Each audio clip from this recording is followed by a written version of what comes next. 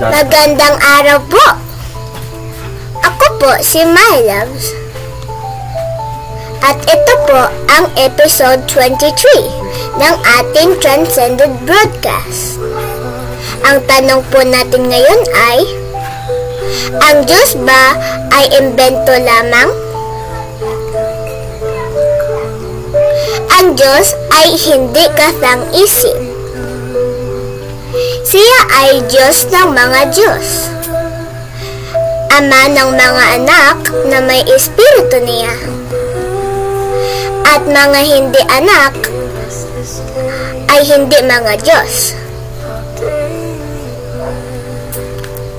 Ang mga diyablo at tao ay gumagawa ng huwad na Diyos upang sila ang sambahin. Mag-isip tayo. Kung maraming Diyos sa iba't ibang sekta, paano natin malalaman ang tunay?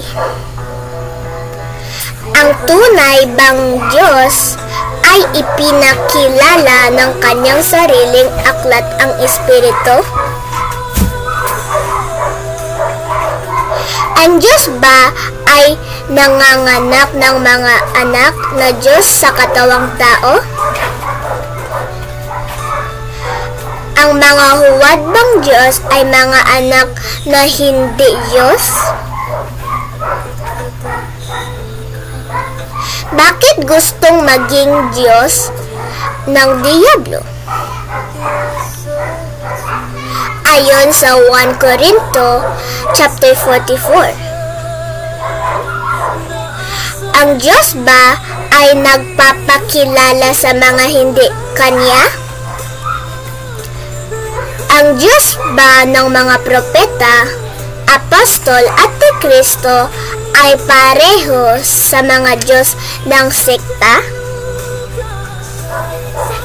Ang mga anak ba ng Diyos ay masigit sa mga anghel at tao lamang?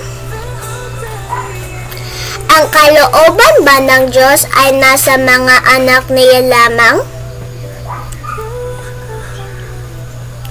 Basahin natin ang mga talata. 1 Corinto chapter 8 verse 5 to 6. Sapagkat kahit may tinatawag na mga Diyos, gayon pa man para sa atin ay iisa lamang ang Diyos, ang Ama. 1 Corinto chapter 4 verse 4. Ang diyablo ay Diyos ng sanlibutan ito. Ngunit hindi siya tunay sa liwanag ng Diyos. Juan chapter 1 verse 12 to 13. Ngunit ang lahat ng tumanggap sa Kanya ay binigyan ng karapatang maging mga anak ng Diyos. Roma chapter 8 verse 16 to 17. Ang Espiritu ay nagpapatotoo na tayo ay mga anak ng Diyos.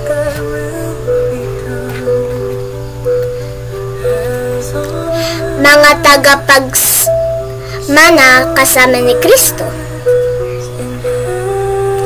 Hebrew chapter 1 verse 5. Sapagkat kanino sa mga anghel kailanman ay sinabi ng Diyos, ikaw ay aking anak, ngayon ay ipininganak kita. Narito ang ating natutunan. Maraming Diyos sa sekta, ngunit iisa ang tunay na Diyos. Ang diyablo ay gustong maging Diyos, ngunit hindi siya anak. Ang Diyos ay nanganak ng mga anak na Diyos sa katawan ng tao. Ang mga anak ng Diyos ay may espiritu niya at ni Kristo. Ang mga huwad na Diyos ay kathang-isip lamang ng tao at diablo. Ang kalooban ng Diyos ay nasa mga anak niya lamang. Ang mga anak ng Diyos ay masigit sa mga anghel at tao lamang.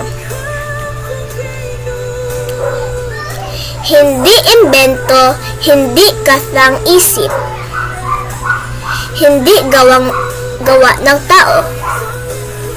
Ang Diyos ay Ama. Espiritu'y totoo. Mga anak niya ay Diyos sa katawan. Hindi tulad ng huwad na nilikha ng sanlibutan. Maraming salamat po sa pakikinig. Hilingin natin sa Diyos na ipakita ang kanyang tunay na mga anak sa atin. Goodbye, God bless.